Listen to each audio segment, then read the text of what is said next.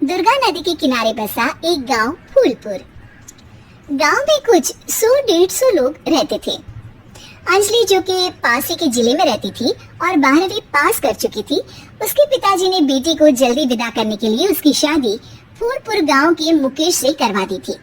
मुकेश कभी स्कूल नहीं गया था और इस कारण वो पढ़ा लिखा नहीं था और बाकी गांव वालों की हालत भी मुकेश जैसे ही थी। मुकेश के घर में उसके माता पिता भी रहते थे।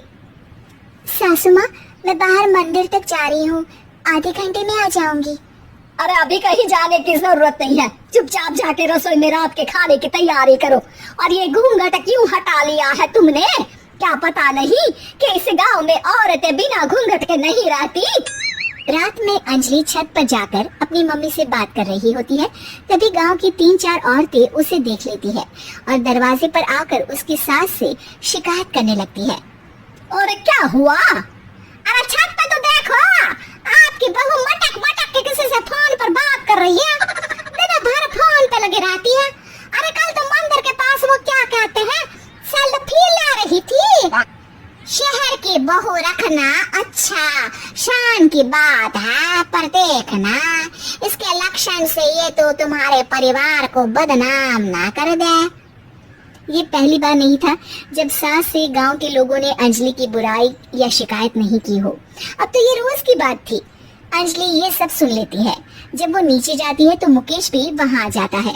सास कहती है, बेटा, लोग घर आकर शिकायत करने लगे हैं बहू के कामों की। देख लो, पति हो, संयम से रखो इसे।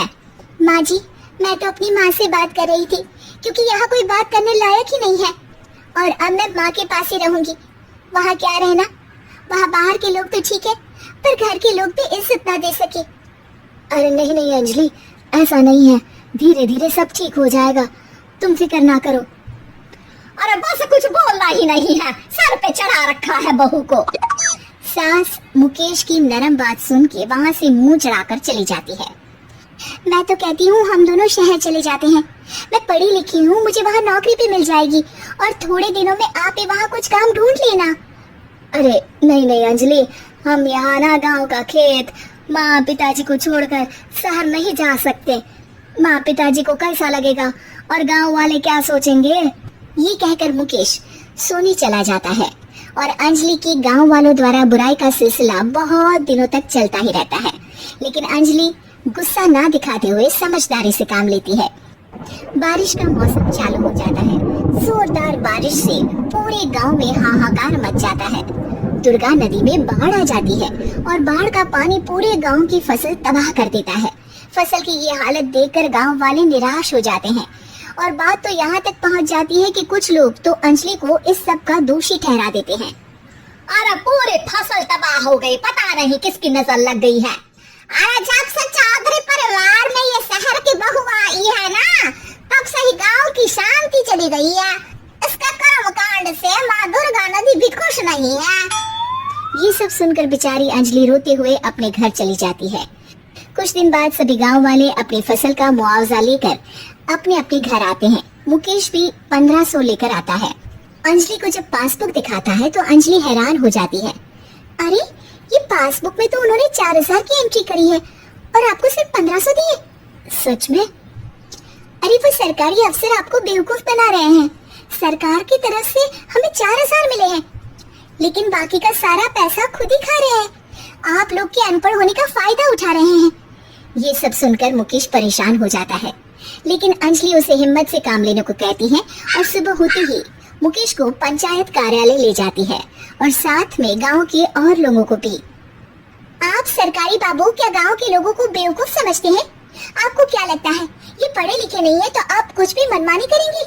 ये बेचारे दिन रात इतनी मेहनत करते हैं, ये हमारे अन्नदाता है और आप इनके साथ ऐसा धोखा करते हैं। अरे क्या बके जा रही है ये लड़की, किस धोखे की बात कर रही है? अपने कांड करके नदी माँ को नाराज करके हमारा नुकसान करके इसे चैन नहीं मिला क्या?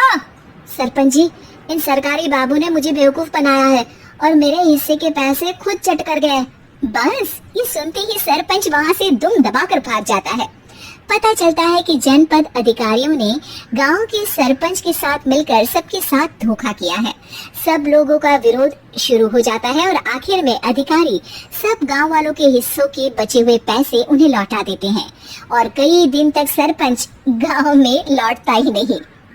अंजलि, तुम नहीं होती तो हम गांव वालों को तो पता ही नहीं चलता कि ये हमें हर बार बेवकूफ बनाते हैं। हाँ अंजलि बेटी, हमें माफ कर दो। हम सब तुम्हें बुरा भला कहते रहे, लेकिन तुमने ही आज हमें बेवकूफ बनाने से बचाया है। हमें तुम पर गर्व है बेटी। अब समझ आया कि सरपंच तुमसे नहीं, तुम्हारे पढ़े लिखे होने से नफरत करता था। क्यों ना इस बार हम अंजलि को ही सरपंच पद के लिए चुन लें? क्या कहते हो गांव वालों? पढ़ी लिखी सरपंच। बस पूरा गांव अंजलि के लिए ताली बजाता है और अंजलि की सास उसे खुशी से गले लगा लेती है।